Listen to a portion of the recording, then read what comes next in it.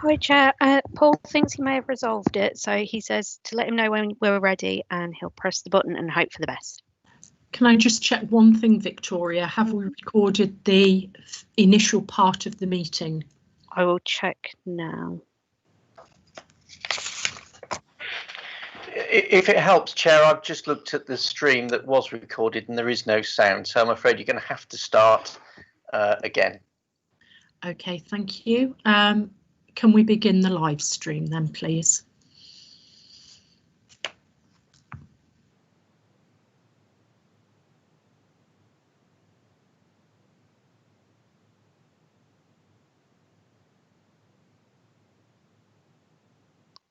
We're now live, Chair. Thank you very much. Can I apologise to any members of the public who may wonder what the delay in broadcasting our meeting is this evening? We've had some technical difficulties. I will start the meeting with the protocol. We are operating under remote council procedures in accordance with the relevant Act that allows us to do this during COVID-19, to address the meeting and ask them to unmute and where possible to use their video camera. And can I ask that people do turn their mobile phones onto silent, or indeed to turn them off in case that interrupts with our sound. Victoria, are you wishing to speak? No, Chair. OK, thank you. Sorry, I saw you flashing. The next item on the agenda, apologies for absence. We have received no apologies for absence from Cabinet. Item 3, declarations of interest. There are a large number of these actually on the paperwork for this evening's meeting, but I would draw attention in regard to myself, to my husband's employment with Sports and Leisure Management, and indeed my membership of the Transforming Nuneaton and Transforming Bedworth boards. Are there any other declarations of interest this evening? Not seeing any, so that takes us then on to the minutes of the previous meeting, which was actually the 9th of December and not the 11th of November, a typo on the printed agenda. I'm happy to move those as a true record. Is there a seconder for that? Seconded, Chair. And is there any dissent from that from Cabinet? No, in that case then they are approved as a true and accurate record of the last meeting. That then brings us on to public consultation. I've been advised that Councillor Hancox wishes to speak on items 6, 8 and possibly 9. Chair, Councillor Hancox hasn't joined the meeting yet. I have tried emailing him, but he's not joined as of yet. Sorry. Okay. Thank you very much for that information. I then have Councillor Kondaka, who would like to speak on all items, Mrs Kondaka, who would like to now speak on just item 6, and Councillor Wilson, who would like to speak on items 9, 10A and 10B, and the Transforming Nuneaton item under 11, any other business. That's the people who've advised. I understand that they wish to speak, and accordingly I'll take the agenda in the order in which it is printed and invite Councillor Lloyd to introduce item 6, Leisure Development Strategy. Thank you, Councillor Lloyd. Thank you, Chair. Yeah, this is a report on the leisure facilities strategy and the projects that are going ahead at Bedworth and Nuneaton swimming pools. It is a report to give information, an update to Cabinet. We have got the consultants in place. They are progressing through to what we call REBA Stage 3 for Bedworth swimming baths and REBA Stage 1 for Nuneaton swimming baths. From previous reports, we've agreed that Nuneaton Hub, Nuneaton Wet Centre, should be a new build rather than an expansion of the existing build. And within that build, we did Bedworth is a new build as well, down at Bedworth Park. The other thing that we did do back in the early part of 2020 is we consulted the members of the public, where we put out a number of short videos on social media, etc., to encourage people to come forward and give us their views on the leisure strategy and our park strategies. We had a massive turnout on that. We had 90% of the people that replied with the Bedworth site agreeing that it was either excellent, very good or good. And we had between 83% and 85% that thought the same for the other sites. So it was a fantastic response, and I'd like to thank the people of the borough for their responses. We've gone through, we've looked at the Bedworth site, and I can confirm that we are looking at an 8-lane, 25-metre swimming pool, a teaching pool, health and fitness facilities, and an forecourt indoor sports arena for that site. That's what we're working towards doing, having gone through the consultation. On the Nuneaton site, following the consultation, we are working as our priorities for an 8-lane 25-metre pool, a 6-lane 25-metre pool, a teaching pool, health and fitness facilities, and a 6-court sports hall. And that will be new build on the existing site. We'll be going back out using our BENU website to let people know, to let the public know what stage we're at and what progress has been made, and we'll be doing that very shortly. So I ask the public to watch our websites and Facebook pages for that information. As I say, the consultants are in place. We're waiting for to see what the outcome will be from Sport England and British Cycling, reference cycle ways at the Bedworth site. At the end, towards the end of the report, you'll see a draft programme that takes in account of what has been done and when, and what is going to be done and when. As I say, Madam Chair, it is for noting. It is just a progress report, and we'll be furnishing the public with more information on the BENU website in the very near future. So I'll move the recommendations into Chair. Thank you very much. I have 2 speakers on this item. Councillor Kondaka. Thank you very much, Chair. Can you hear me okay? Happy New Year. Thank you. Yes, we can hear you. Yeah, very excited. We've got a date and a timescale for Bedworth. 2024 summer for opening. Obviously, things might slip a bit, but it makes it more real to have a timescale. So that's really positive.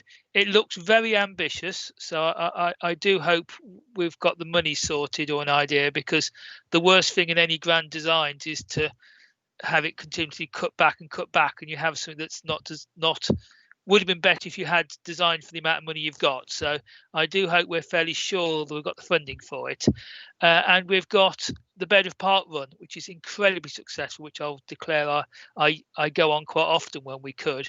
And I do hope we actually put a track in for that to carry on during the construction, because 200 people running around Bedworth Park every Saturday morning, we need to make sure that carries on. Finally, we mentioned 3 projects sometimes and 2 the other. The third project is the Top Farm project, which is obviously going to be a very, very delayed project if it happens at all. And I would ask that we have a timescale for that, even if it's 10 years or 15 years, and we actually tell the CCG that it's running late, because my Wellington GP practice has been tied into that sports centre, and if that sports centre has not even been designed for the next 5 years, the NHS needs to factor that in so we can build the GP surgery somewhere else. So I do ask we do that, because otherwise the Top Farm project, because it's on the back burner, mucks up all sorts of other projects. But I wish Bedworth well. I was swimming in the Bedworth pool 25 years ago when my mother lived in Bedworth, and yeah, 25 years ago it was very nice, but yeah, it is absolutely needing doing. Thank you, Chair. Thank you very much, Councillor Kondaka. Any points of clarification of Councillor Kondaka? I'm sure that Councillor Lloyd will have taken on board the necessary requirement to let the CCG know if there is any delay in regard to Top Farm. Can I invite Mrs. Kondaka to address the meeting? Thank you. Thank you, Chair. Keith covered a few of the bits that I was going to mention.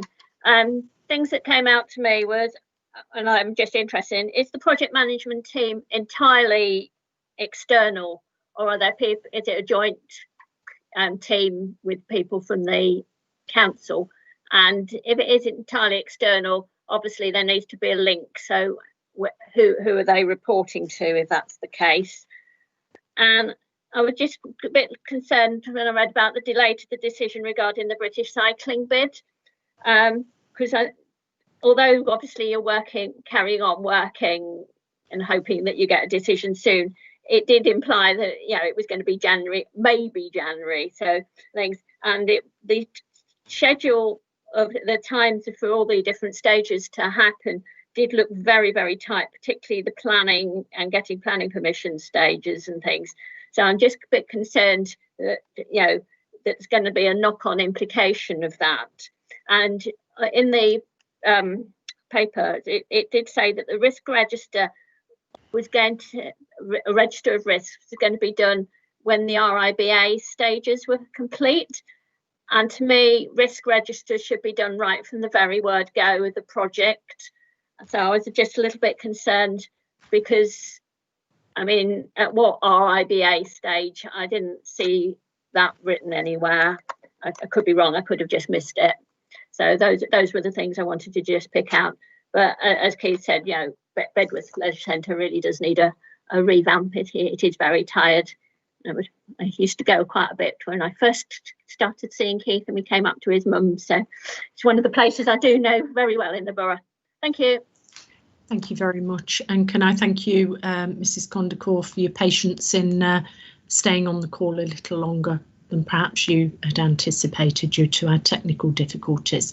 Any points of clarification of Mrs. Kondaka? OK, I'm going to hand back to Ian, and then as necessary, if Kevin needs to come in and answer any of the technical points. Councillor Lloyd. Thank you, Chair.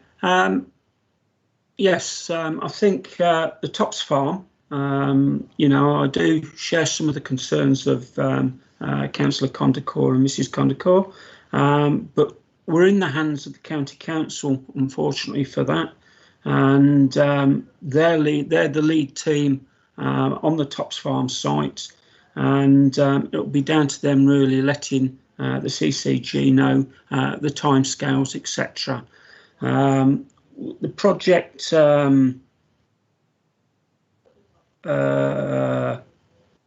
risk management, if I just try and explain, the consultants that we got in, they do report back to the Borough Council. The Borough Council departments, i.e. the parks and other areas of buildings, etc. throughout the council. Officers from those departments are involved with the project team.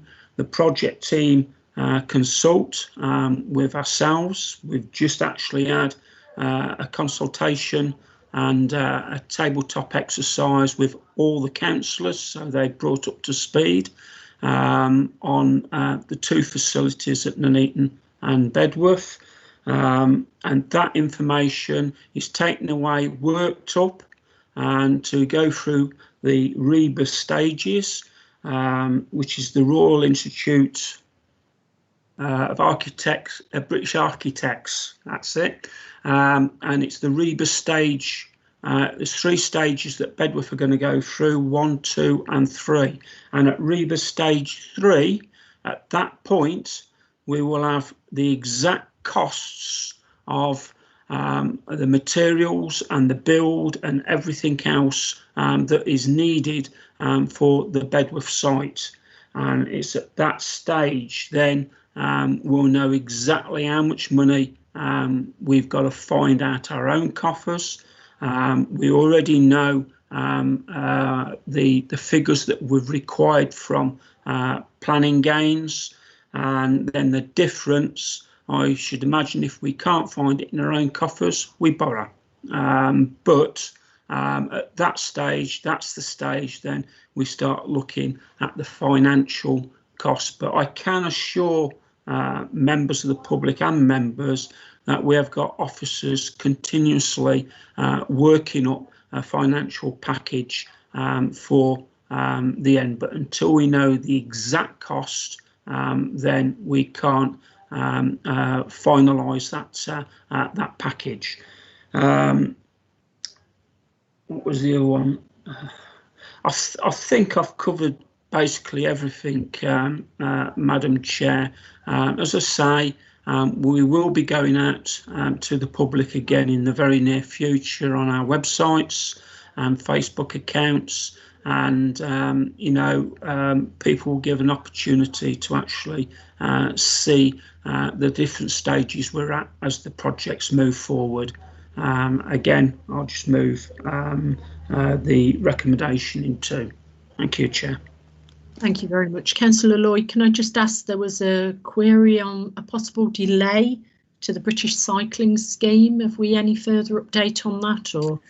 Yeah, I do apologise, Chair. I meant to mention that. The delay is to it should be the end of January, end of this month. That's what we was told. So we won't know to them. But like I say, timescales can slip. And given the current situation that we're in, all organisations have been struggling with the workload. So it could slip, and it could slip into February, but end of January was the timescale we was given for the British Cycling. Okay, thank you very much. Is there any other member? The recommendations have been moved. Are they seconded?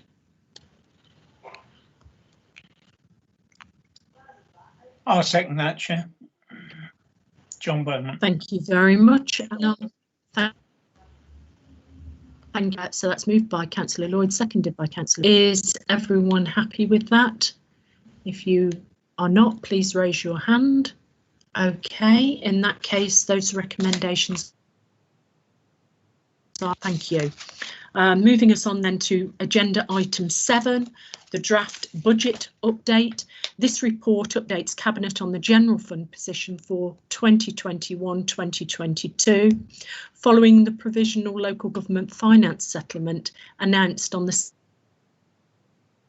of December, and a review of the assumptions on future COVID pressures.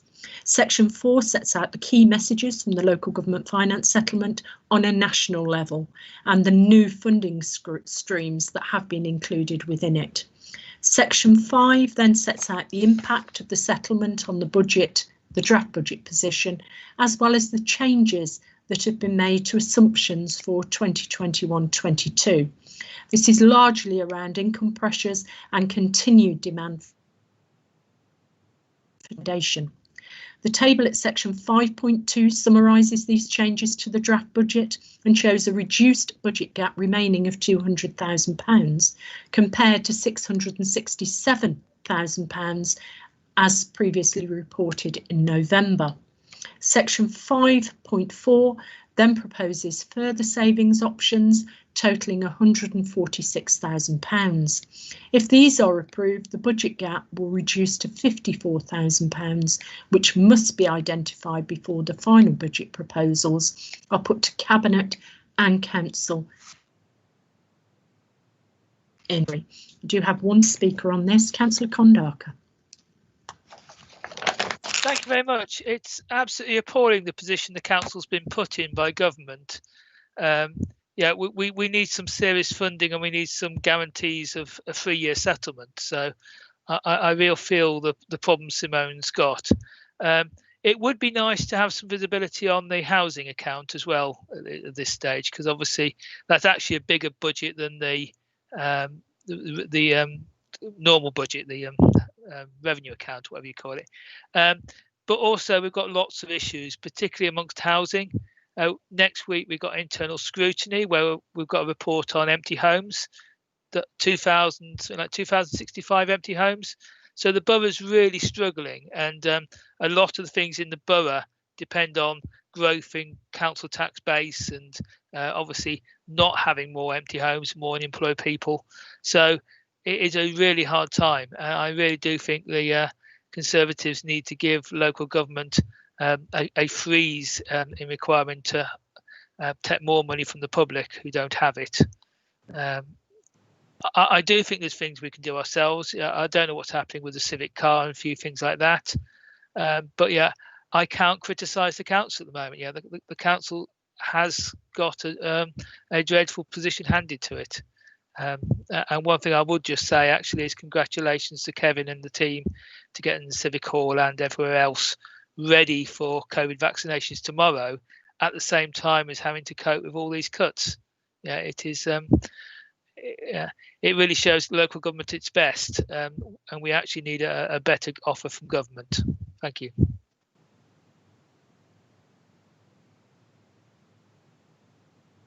You're muted, Chair.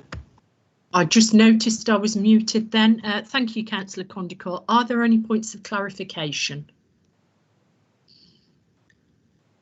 I'll come back and say I would totally support government actually funding local government so that we didn't have the invidious choice of actually contemplating increasing council tax. I think that is a very easy way out for central government. Are there any speakers on this? I'm prepared to move the recommendations as printed at section 2. Is that seconded? Seconded, Chair. Anyone wish to speak on this item? Is everyone happy that we agree the recommendations? Not seeing any dissent from that, so therefore the recommendations on item 7 are approved. That moves us on to item 8, Public Space Protection Order consultation. I'd ask Councillor Beaumont if he could introduce the item, please.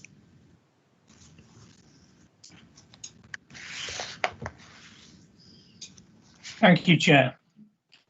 The purpose of this report is to ask the Cabinet to consider approval of a statutory public consultation in accordance with the Antisocial Behaviour, Crime and Policing Act 2014 for a dog control public space protection order at Nuneaton and Bedworth based on the PSPO brackets that existed until July 2020 with minor amendments at Bailey Park, Bedworth. The PSPO for the purpose of dog control was introduced in July 2017. This created offences relating to dog fouling, dogs on leads in specified places or by direction, and dog exclusion. The PSPO expired in July 2020 and it was not renewed due to the COVID-19 pandemic and the environmental health restructure. The proposed new PSPO is entirely a replica of the previous PSPO, with the exception of the inclusion of a dogs on leads area at Bailey Park, Bedworth. It's a fenced area containing children's play equipment and formal beds. Informal consultation has already been undertaken on the proposed PSPO, including Nuneaton and Bedworth Parks, ward members, RSPCA, the Dogs Trust, the Old Collycroft Residents Association, and the Nuneaton Dog Training Club. No objection or adverse comment was received. Prior to implementation, the Antisocial Behaviour, Crime and Public Policing Act 2014 requires a formal period of stakeholder and public statutory consultation. Required consultees are Warwickshire County Council, Chief of Police, the Police and Crime Commissioner, and appropriate community representatives, owners or occupiers of the land, users of the public space and the wider public. The statutory consultation to include contact with the above groups and individuals directly and presenting the proposed order on the NBBC website and social media channels for comment. For the specific amendments to Bailey Park, a targeted consultation will be undertaken for the users of that space. This will entail placing details of the consultation in prominent positions in the park and the local area, such as notice boards or affixed to railings. The public consultation will run until the 25th of February 2021, and comments will be considered with the intention of bringing the final order to Cabinet on the 10th of March for approval. Thank you, Chair. Thank you. I do have a speaker on this, Councillor Kondaka. Thank you, Chair. It's very sad we need these orders, and a very, very small number of people who are not responsible cause an excessive amount of nuisance. The vast majority of dog walkers are really, really sensible and don't let the dogs off the lead until they're somewhere suitable. A couple of points I would like to make. When we had these before, we stuck sticky signs on lamp posts and on BT boxes and things, and we really do need to launch it with a new signing campaign because all those sticky labels have faded and fallen apart in the sun. So I do hope we actually have a campaign to actually relabel everywhere when the new orders come in, and obviously that makes it easier to be enforceable. I mean, you don't get residents saying I didn't know. And also we need to properly resource the dog wardens, which have been badly cut or are non-existent, so that actually we have someone so people can complain. I say it's really sad we need these, but there's places like Church Lane in Wellington where a few irresponsible people let dogs off. They run around people's gardens chasing cats and leaving mess all over the place, whilst we've got 99% of people being totally responsible. So I do hope we have it signed properly. I do hope we have it resourced, but I don't think anyone's disagreeing we need these orders. Thank you. Thank you very much. Any points of clarification of Councillor Kondaka? No. In that case, any member wish to say anything or move the recommendation as printed regarding to going out to consultation? I'm happy to move the recommendations in the report. Are they seconded? I'll second that, Chair. Thank you. Councillor Beaumont is seconded. Everyone happy to move forward with the recommendation as printed? Can I just say, Chair, in response to Councillor Kondaka, I will take on board his remarks and try to ensure that we comply with his suggestions. Thank you. Thank you very much, Councillor Beaumont. With that then, I'm taking it, got no further indications. Is that then agreed? If you're disagreeing, can you put your hand up, Cabinet, please? That then is approved. Moving on to item 9, the Transforming Bedworth Cross-Party Working Group membership. Members will see the report as printed on page, well, it begins with the report summary sheet on page 66 of this evening's agenda. The recommendation is that Cabinet consider amending its decision of the 15th of January 2020 regarding membership of the working group to facilitate Craig Tracy, Member of Parliament for North Warwickshire and Bedworth, to be appointed to the Transforming Bedworth Cross-Party Working Group as an observer. I do have two speakers, I believe, in this item. Firstly, Councillor Kondaka. Thank you very much, Chair. Just briefly, I just wanted to mention, please don't call things cross-party if they only contain certain parties. And secondly, I've got no problem with Craig Tracy being an observer. And I actually think we need observers able to attend these from all parties, because obviously there's a constitutional thing about which parties have a vote, but I have no idea what the Transforming Nuneaton cross-party thing does. So I would say the courtesy of having people from all parties allowed to attend as observers would be most welcome. Thank you, Chair. Thank you. Any points of clarification of Councillor Kondaka? None. Then I come on to Councillor Wilson. Thank you, Chair. First of all, I'll declare an interest as a member of both the Transforming Nuneaton and the Towns Deals Board as well, because I believe they are relevant. I fully endorse the proposal before Cabinet tonight to expand the membership of Transforming Bedworth to include Craig Tracy as a Member of Parliament as an observer. I think the experiences that we have had on the Towns Deal Board for Nuneaton have proven that having MP input is invaluable. And what we should remember is that MPs, regardless of their political persuasion, they are members of Parliament, they are also elected officials, there to serve the residents of their respective constituencies.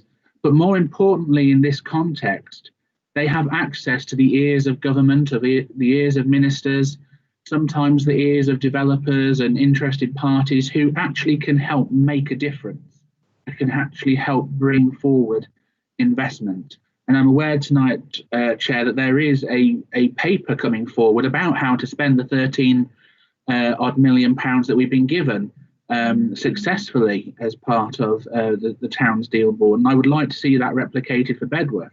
So I fully endorse this. And even if I'm a Conservative, but even if the members of Parliament were Labour, I would fully be endorsing them being on, because of those very reasons. When it comes to regenerating our town centres, there should be, hopefully, no political bent or persuasion or division. We should be wanting to get our town centres back up on the ground and be thriving commercial centres again and hubs of the community. And indeed, I would ask Cabinet to go further than the recommendation tonight and extend the same courtesy to Marcus Jones on the Transforming Nuneaton Board, so that both are on an equal footing, and that we actually, regardless of where the money comes from, if the money is there and we can regenerate our town centres, bring it on, because that's what we need. And if they can help bring in that money, regardless of who it is, then they should be sitting around that table. So I would urge Cabinet tonight not to put political differences in the way and actually do the right thing. Put Craig Tracy on the board of Transforming Bedworth, but go further and put Marcus Jones on the board of Transforming Nuneaton too, so that we are maximising our opportunities to get inward investment into this borough, which is what our residents, after all, so rightly need and deserve. Thank you very much, Chair. Thank you, Councillor Wilson. Any points of clarification? There are no points of clarification. Thank you for your contribution. I'd like to move that, I'd like to state that obviously we value greatly the input of our members of Parliament into decision-making processes at an appropriate time. I think it is very important that we offer Craig Tracy, in regard to Transforming Nuneaton, the same opportunity that we offer to Marcus Jones as the MP for Nuneaton, that we hold a quarterly briefing with our most senior directors and myself with the MP. And I think that is the appropriate way forward in this regard, to maximise the opportunities to have those detailed conversations on a regular basis. Is that seconded? Chair, I'll second that. Thank you. Anyone wish to speak on this matter? Okay, in that case, can I ask our senior officers to set up regular quarterly briefings that replicate those held with Marcus Jones, the MP for Nuneaton, and should in fullness of time we be able to do things that are in the area of Mark Pawsey, the MP for Rugby, then obviously to offer the same facility there. Is there anyone dissenting from that view? Okay, that then is agreed. That moves us on to item 10. Item 10 are recommendations from overview and scrutiny panels, and the first one is in regard to town centre redevelopment and project update. I don't see either overview and scrutiny chair on the meeting. The recommendations, though, are that we note the contents of the report and that it is recommended to Cabinet that a confidential all-member briefing be held on the town investment plan submission. Again, I do have two speakers on this. Firstly, Councillor Kondaka.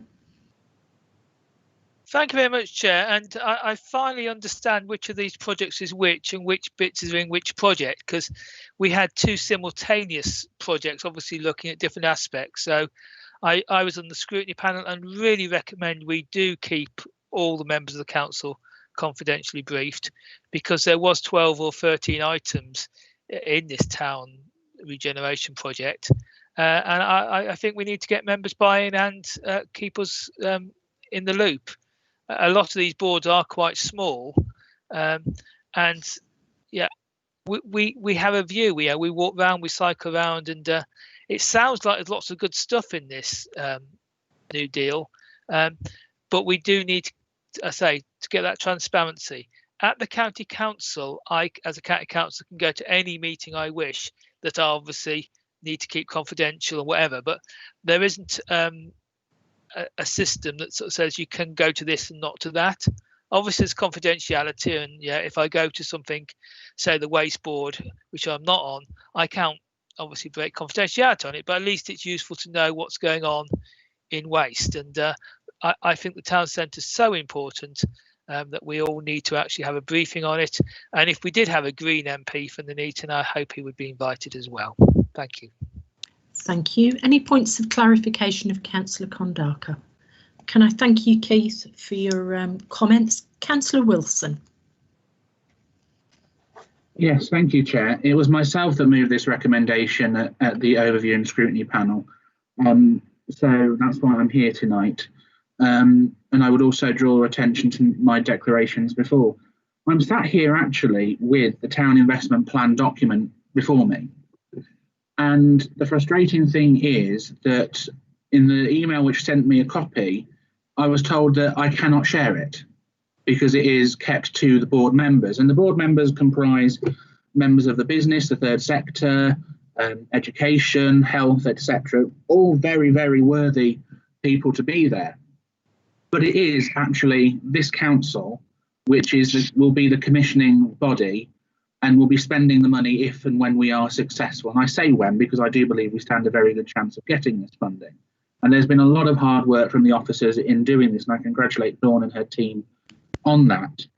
But we are elected representatives of the people, and we should be knowing what is going on in this council and be able to see what's going on. If necessary, ask questions.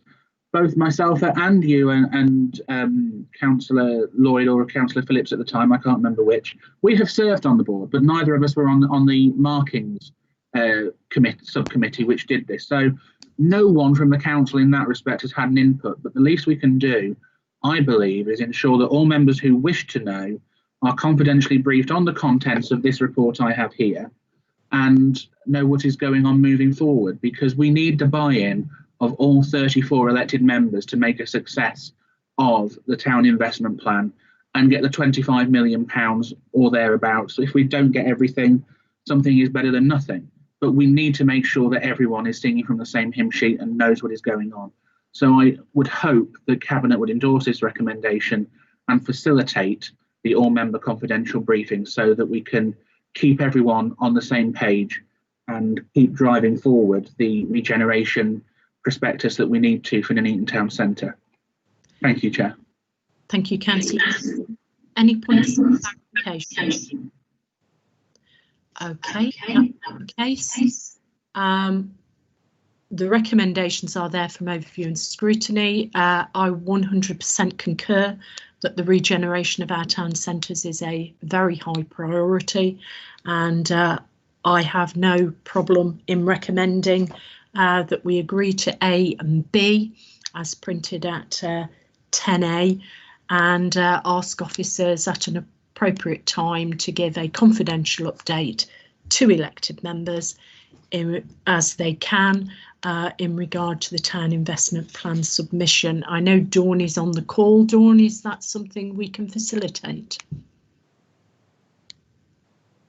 Yes, absolutely, Chair. I can get onto that and try and get something out next week. Excellent. Is there anyone from Cabinet wish to comment in this regard? Is someone happy to second that we approve the recommendation? Seconded, Chair. Thank you. Any dissent? In that case, then we have approved item 10A. Moving then to item 10B, which is the COVID-19 Strategic Recovery Plan 2020-22. And it was resolved by the appropriate overview and scrutiny meeting that the report be noted, it be recommended to Cabinet that it considered modernising charging methods in our car parks, including implementing contactless charging machines in our car parks. I have two speakers again in this regard. Councillor Kondaka. Thank you very much, Chair. And this is very relevant because someone actually asked me about parking for the COVID vaccinations. And there is definitely a hesitancy of using cash at the moment. Most people have stopped using it. And we're one of the few councils that has a very, very arcane parking system. So I think people do not begrudge paying £1 to get a life-saving vaccine, but they are nervous about using all sorts of machines that everyone else has used and things. And I think as part of the recovery, just tarting up things like our car parking machines would be a good thing to do, particularly for the high use car parks. I know it costs a lot of money to do every car park in the borough, but the couple that are highest use in the town centre, to have a modern thing you can just tap your card on would be really welcome. And I say I have got some feedback from people about the COVID vaccination. I don't know if we're waiving parking charges for the vaccinations over the next few weeks, but I think we do need to guide people and work out how we're going to manage that. Thank you, Chair. Thank you very much. Are there any points of clarification of Councillor Kondaka? No. Can I bring Councillor Wilson in? Yes, thank you, Chair. Again, it was myself that moved this recommendation at the overview and scrutiny panel, and just I would endorse what Councillor Kondaka is saying, but also take it further. If you think about all our habits over the past 9-10 months, whatever, if you think about actually how much change, I certainly think about it, how much change I carry now, it is, I don't think I actually have any coins in my wallet at the moment. I do everything by swiping, because that was the government guidance where you can use your contactless payments. And I think, if I remember rightly, and I stand to be corrected, and Councillor Watkins may do this, but I believe before Councillor Watkins moved on to the Cabinet, I believe he might have chaired the car parking working group 2 or 3 years ago. One of the recommendations from that was to actually investigate the use of upgrading our car parking charging facilities. I believe that might have also included, from memory, contactless or alternative methods. Indeed, in the few months that we had in between the lockdowns previously, I was able to go off to a few other towns and stretch my legs and go to places like Buxton and around the Midlands to get out there and enjoy the open air, which we hadn't been allowed to for so long. And a number of those towns actually did have contactless payments, and it made a lot of difference. Instead, another town I went to, I had to scratch around, literally go buy a bottle of Coke to get the change to then be able to put in the meter. So I think we need to get ahead of the game. I don't think this trend is going to go away, Chair. I think people will continue to use the contactless method, even hopefully, touch wood, that this pandemic is gone. So I think it's a trend that we need to follow, get on top of, and do what we can to make sure that we maximise that, because I'm aware that our car parking income is well below where we would expect it to be, and we should make it as easy as possible for residents, when they can eventually come into our town centres and have to pay the car parking charges, to do so safely, conveniently, and without having to worry about having the correct change on them. So I think Cabinet need to get ahead of this and actually make the change ASAP. Okay, thank you, Councillor. Are there any clarification? Not seeing any. Any points, Councillor Beaumont, as the relevant Cabinet member, you wish to say in regard to this recommendation from scrutiny? Chair, I think in relation to the car parking charges for the areas that are appropriate for COVID, you know, for the new vaccination stations, I think that point has been taken on board already, and we should hear something in the next day or so about that, or even earlier. I think the changes that we are proposing in town centre developments are going to give us some ideal opportunities to couple investment in this contactless method of payment into new car parking arrangements and so on. So I'm hoping that, as indeed I can remember the debates about changing places, and changing places was and is being incorporated in a lot of the planned spend to improve both town centres. So I'm fully on board with what's being said, and the opportunities that will present themselves in the next year or two will be, I think, quite useful. Thank you.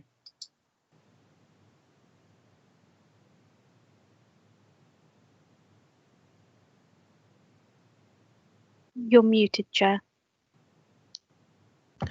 Sorry, I've unmuted myself. Sorry about that. Thank you, Councillor Beaumont. Councillor Watkins.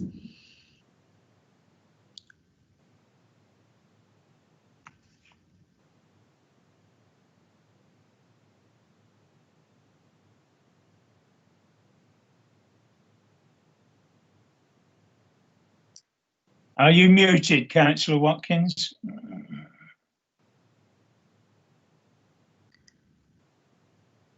Okay, while we try to resolve the sound issue with Councillor Watkins, can I bring Councillor Lloyd in, please?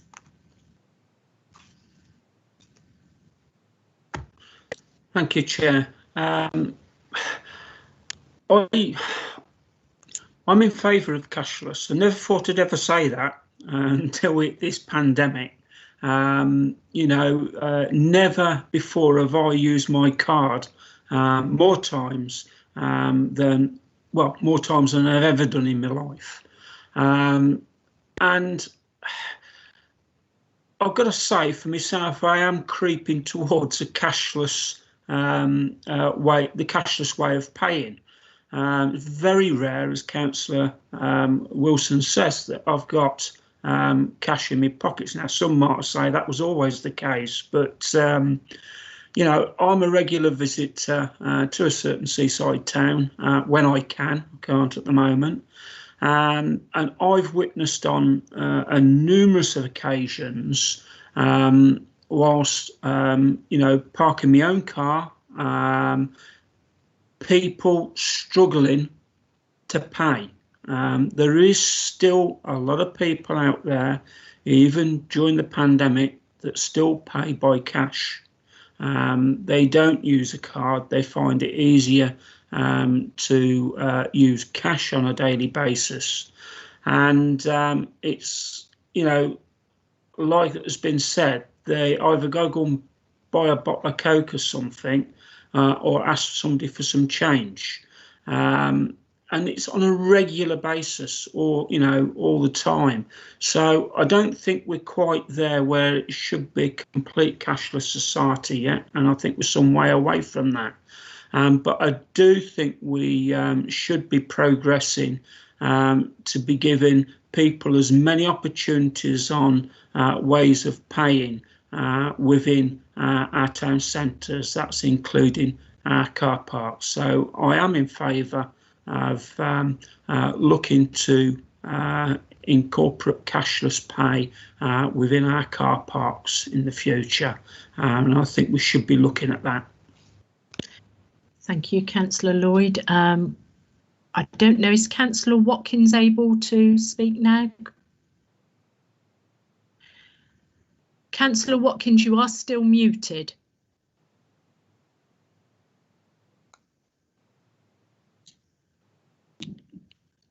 Councillor Watkins, you're not actually showing as muted, but we can't hear you at the moment.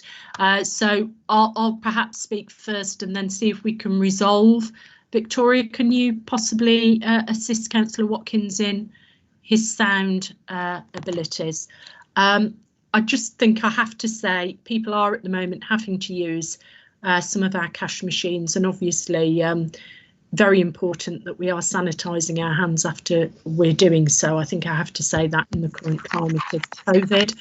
I also think, since this is marked COVID-19 Strategic Recovery Plan, I do want to actually move another item under this. I could move it under any other items, but I think it's really important. I was on a call just before this meeting with the Secretary of State, Robert Jenrick, who actually said that local authorities do need data in order to perform their very important role. I think I'd like officers to write to the CCG and whoever is appropriate, as well as our 3 MPs, asking that we do get a weekly update in regard to the numbers of people who are being vaccinated, so that we actually can perform our role to the very best of our ability and communicate perhaps with any groups of people that are struggling in any way to take up those vaccination opportunities. Councillor Watkins, I do think I heard you click on with sound then. Right, let me try again. Can you hear me now? We can hear you now, right. Councillor Watkins. Okay, I'll go back to the car parking one first. Thank you, Chair. Thank you, Councillor Wilson. It wasn't actually me that chaired the car parking one, but I have been quite vocal about it, because I do believe that we should be doing a little bit more to do some of the cashless stuff.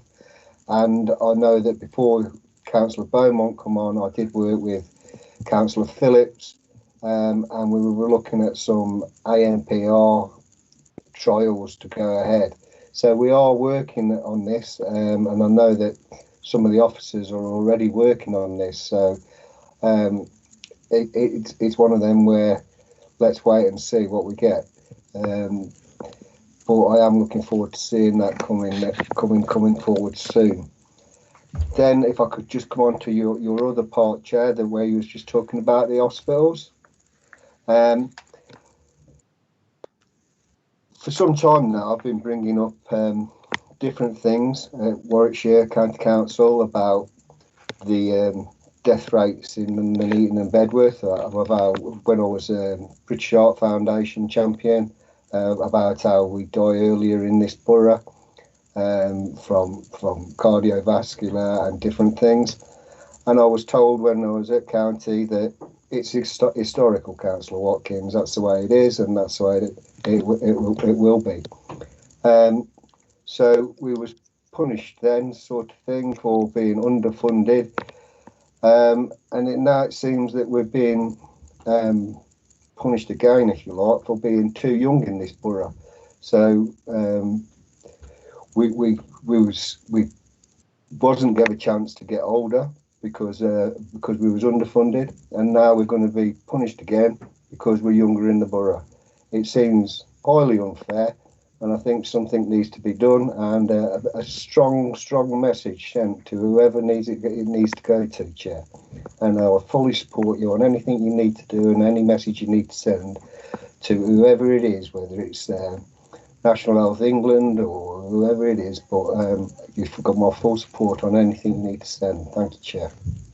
Thank you, Councillor Watkins, and I'm pleased with your technology resolved there. Not quite sure what was going on with that. Councillor Shepherd.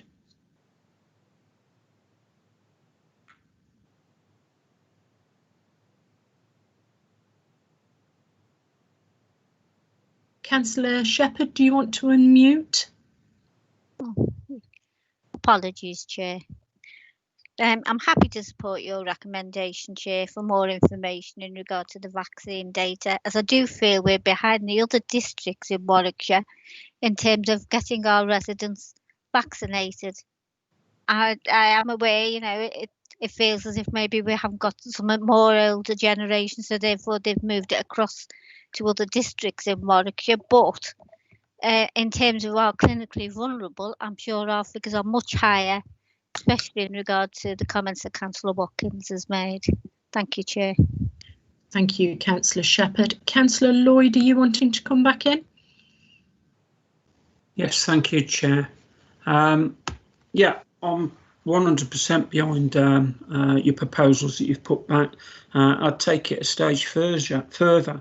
I'd want to see a weekly update, as you've said, and in age group to see how many are being vaccinated at the Nuneaton Bright Shot, and how many are being vaccinated at the Civic Hall. And I think we need that on a weekly basis, because we need to keep our eye on it, because quite frankly, it's a mess out there at the moment. Just tonight, I've had an elderly gentleman that's contacted me who has received a letter. He's phoned the number on the letter and been told he's either got to go to Birmingham, or I think it was Guildford or somewhere else, for his vaccination. The guy don't drive.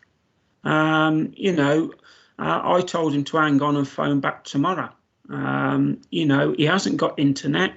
I am aware that if you go on the internet, then it does explain you don't have to have it. You don't have to have the injection in Birmingham, but a lot of these people are initially getting the letters, don't have internet and cannot drive, because unfortunately they're in that age. I'm sure there's a lot of elderly people that do drive, but the one that contacted me did not. So there's a lot of confusion out there. I do understand from hearing earlier on that the Bedworth site and the Nuneaton site will be open for business tomorrow. I look forward, hopefully, to see the results on a weekly basis. So at least instead of standing there criticising, we can stand and praise them, because we need this, and we need this 24/7. It's the only way we're going to climb out of the situation that we're in, and I think everybody can understand that. So I'd like to see the same as you, Chair, a weekly update, and I'd like that on age group as well, so we can see who's getting what. Okay, absolutely welcome vaccination. It is really the only clear way of coming out of COVID, and I hope we can get our community vaccinated as quickly as elsewhere in the country.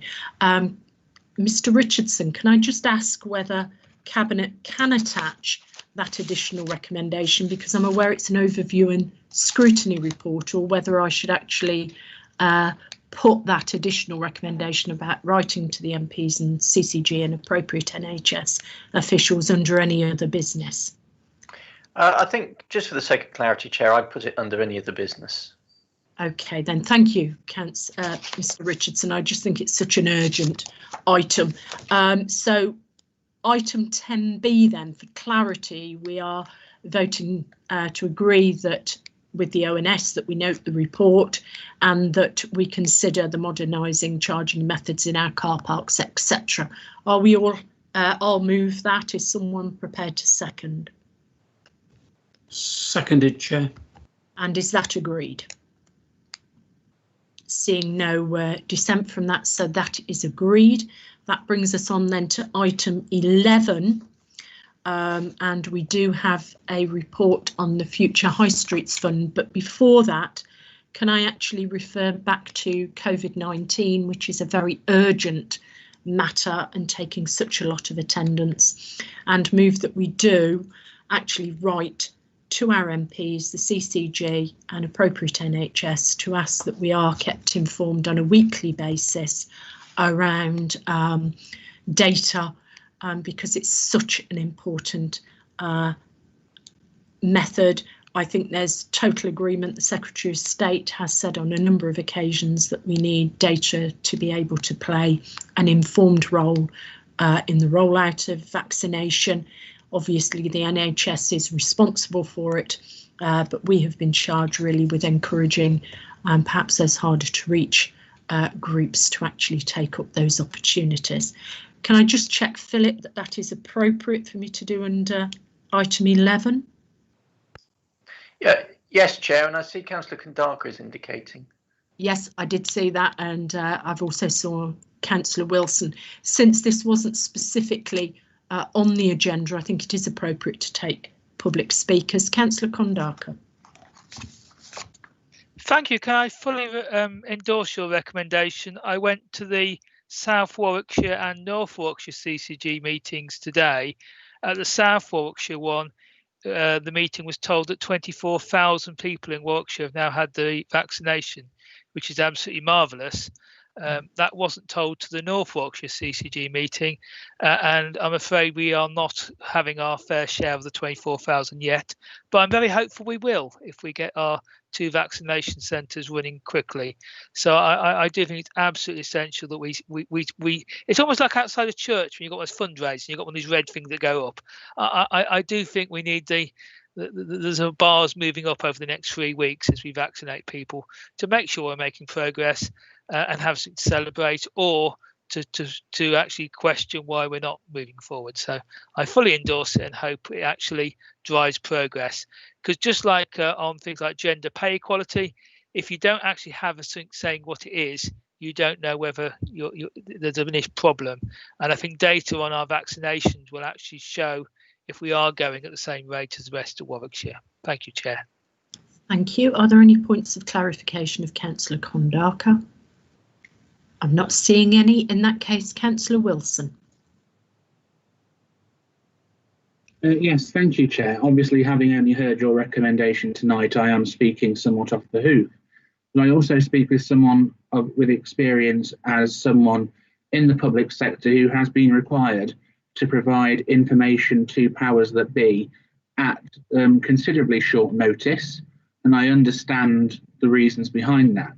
I would endorse your suggestion about asking for information, but I would caveat it by saying that information should be something that they are already collecting. I would not hope that this council and this cabinet is asking for additional work to be created on the hard-working staff in the NHS, and I don't want us to be trying to ask them to put in a deliberate new process to have to do this. If they are collecting that, that is fine, but I don't want us to place an additional burden on them, because as someone who has to respond myself to that information, I know what pressure it puts on people, that it takes you away from delivering essential key frontline services. And I would rather, instead of someone bean counting, that someone is actually putting those needles into people's arms and getting people vaccinated. So subject to that caveat about it, so long as it is something that they are already collecting and we are only asking them to report to us information they are collecting, I would be happy with your recommendation, but it should not, I emphasise, be at the expense of people doing their normal, ordinary jobs on the front line, contacting people to get in to have their vaccinations, reassuring residents about how safe they are, and actually doing the injections themselves and everything else. That has to be the key. That must be paramount. And I don't think we should be adding any additional pressure. So long as that is understood, and that is what the Cabinet's intention is, then I would have no issue with the suggestion moving forward. Thank you. Points of clarification? No, I think we all value greatly the possibilities of vaccination and its potential. And of course, we do not wish to take away from the NHS, making sure that they are putting, as Councillor Wilson said, needles into arms. Of course, we don't want to do that, but we do have a supporting role here of liaising with our harder to reach groups, perhaps, and data is essential for us to be able to play that supporting role. I notice in the chat that there's a comment from someone saying, from Councillor Kondaka, that they're collecting it twice a week according to the CCG. So hopefully what we're asking for isn't additional burden. I'm sure none of us would want to do that. Councillor Lloyd. Yes, thank you, Chair. Councillor Kondaka is quite correct. And, you know, we're not asking them to do anything extra. I know for a fact that certainly at the Civic Hall, the staff that have come from the NHS into there have been set up with technology so they can do those actual tasks in supplying government and the CCG with those figures. So if they're supplying them anyway to them, all we're asking is that we can be also one of the first to get those figures, so we can look to do exactly what you've just suggested within the cohorts of Nuneaton and Bedworth, because we need to get this right. So we need to be all working together in the same line and not going in different directions. And at the moment, you know, there is issues out there where people just do not know whether to accept the offer to go to Birmingham or to go to or where they're going to be doing it locally. Hopefully that will come more clearer tomorrow. So I don't think we're asking them to do anything extra, than that they're already doing. So I'll leave it at that, Chair.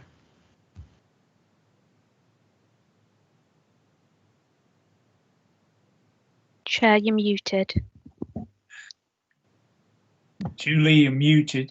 I'm unmuted now. My apologies. Sometimes I put mute on to try and not interfere with the sound quality. It is very urgent. We are in the midst of a global pandemic, and hence me moving this in the interest really of just making sure we are in the most informed position possible as a council to offer support in this process. Councillor Lloyd, are you indicating again? No, I don't think you are. Is everyone happy with that recommendation? Then that is approved. That brings us on to the other item under any other business, the Future High Streets Fund provisional allocation. On the 29th of December 2021, the council was formally notified that it had been awarded a provisional allocation of £13,362,736 from the Future High Streets Fund. The Director, Regeneration and Housing, attended a webinar on the 8th of January 2021, which detailed the requirements upon the council to enable us to receive the funding. Firstly, the scopes of the project must be amended to comply with the provision allocation funding envelope. The proposed scope of projects is identified at paragraphs 4.1 to 4.8 of the report. Secondly, there is a requirement to provide technical updates to the business case to take account of the amended scope of projects. These updates are listed in paragraph 4.9 of the report. The council will receive an additional grant of £5,000 to fund the necessary consultancy support. Whilst this is less than our original submission, the provisional allocation is the end of a competitive process and reflects the submission of a comprehensive bid for funding by the council to support the delivery of its ambitions for Nuneaton Town Centre. The recommendations are listed at section 2. Before I bring the public speakers in, I would just like to place on record my thanks to our incredibly small team involved in putting forward our bid in this regard. We have been highly successful. I think it is a credit to the efforts of staff and indeed other people who've been involved in putting this case together. Do have two speakers on this. Firstly, Councillor Kondaka. Thank you very much, Chair. Just briefly, I really like the Bridge to Living scheme. It's a really good scheme, but it is dependent upon the flood scheme. And I will yet again mention we do have the issue of where the water goes and how well that scheme has been fully designed and modelled. And I haven't heard the modelling and seen it yet. But one of the risks is that actually it moves water down into Weddington. And it depends how much in terms of intermediate ponds they build as to whether it is a neutral thing to Weddington or whether it adds further to Weddington's flooding problems. So I do ask that we get that fully designed and fully costed so that I'm not fighting a scheme that I actually want to go ahead just because the details of it aren't right. Thank you, Chair. Thank you, Councillor Kondaka. Any points of clarification? OK, then I'll bring Councillor Wilson in. Thank you, Chair. Yes, I really welcome this £13.3 million that we were awarded on Boxing Day. In fact, I think it was the best Christmas present I've had in a long time. Not to say that the pair of slippers I received Christmas Day weren't welcome, but I think having £13.6 million of investment in the Neaton Town Centre, I think that slightly trumps the pair of slippers I received, which actually keep my feet warm quite nicely. But we have bigger fish to fry as a council, and we need this £13.6 million to get the job done. With regards to the flood relief proposal, at the Town Deal Board some time ago, we had a presentation from the County Council and their flood modelling and what they were actually looking to do to try and alleviate, particularly Queen's Road being in the flood zone and moving down into the town centre. And I believe some of that was actually proposing to feed excess water into the canal, if I remember rightly from the slides. It might be worthwhile, Chair, perhaps if you could facilitate another presentation like that about what the flood alleviation proposals are for all members to see. I don't think it's confidential now that the actual items have been released. But my main concern is making sure we stick to budgets, because there is no magic money tree for this. We have to account for literally every penny with the government and also every penny we may have to additionally top it up with. And we have a recent track record on this authority of not sticking to budget and time. And we need to make sure that we have learnt those lessons, because this £13.3 million, if it starts ballooning, the only other recourse is to the public purse and mortgaging further the residents of this borough. So the main worries for me are A, making sure we stick to budget, but also making sure we bring in the experience and competence to do so. And I'm hoping that we will have those external people in to make sure who have the experience in project management and construction, particularly large level developments, that we can get those in to help out. So it's a brilliant news story, but the devil with most things will be in the detail. And I, as leader of the opposition, and my group as well, will be watching to make sure that we do not fall off the wagon again like we did with Gresham Road and the ballooning costs also at the council house. I appreciate there may have been reasons for them, but in hindsight, there were things we could have done differently to make sure that we weren't surprised, or that we could have perhaps investigated things further. And we need to make sure that those lessons are learned, because we can't balloon from £2 million on one project. If you equate that on size and scale to some of the projects we're doing, that could be a significant amount of money. So making sure we know what we're doing in spending this money is going to be vital, especially to make sure that government will keep sending us the money that we need. Any points of clarification from Councillor Wilson? In that case, thank you, Councillor Wilson. I would just say that actually all of the COVID actually arrived, unfortunately, during the transforming of the council house, which did lead to some delays. I think it led to delays in many sectors in getting new build, etc., erected or completed, and costs there increased because conscious decisions were made to improve on what was originally proposed on what actually we ended up doing. I'm going to bring in Dawn Dawson actually in regard to perhaps just to clarify that I've got that right in regard to the council house conversion, Dawn, and also to give us an idea in regard to support and keeping us on track with business cases, etc.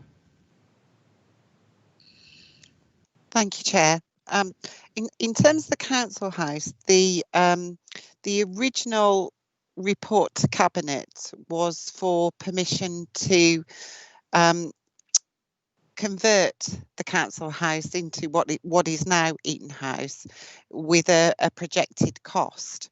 When we went out to the marketplace, as it were, those costs came in slightly higher because of different kind of foundation issues and structural issues that had come to light through structural surveys, and we came back to Cabinet to advise them of the additional costs and therefore whether or not Cabinet wished to proceed. At that point, we'd made no start, we'd not signed any contracts or anything of that nature, so we were not committed in any way and could have decided not to move forward with that project.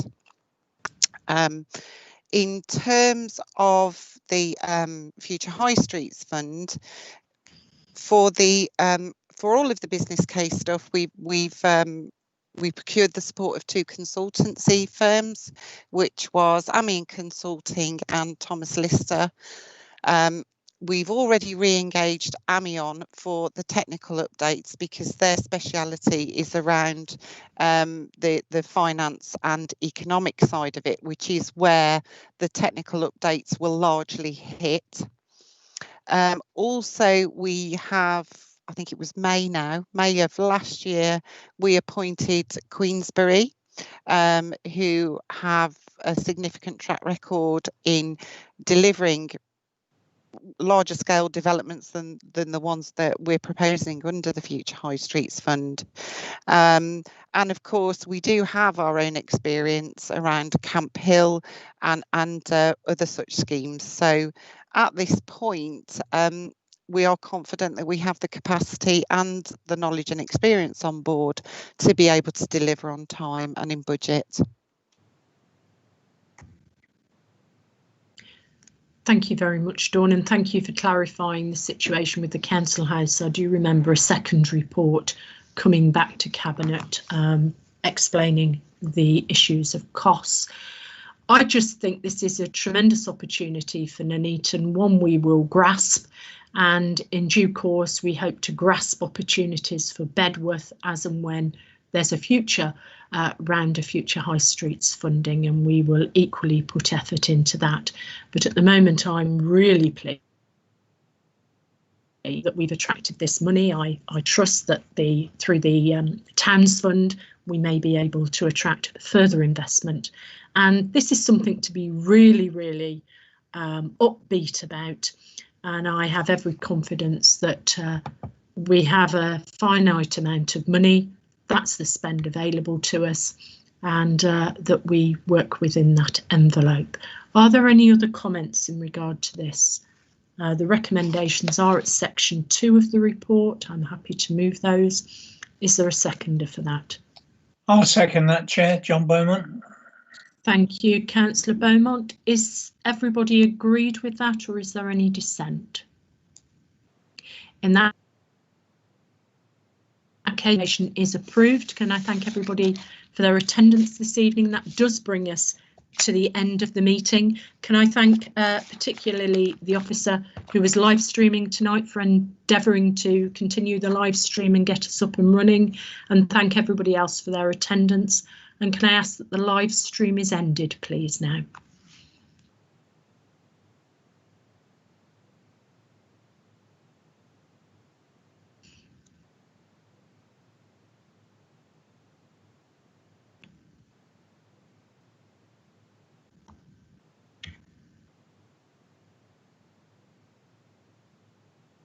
As the live stream has now ended, Chair.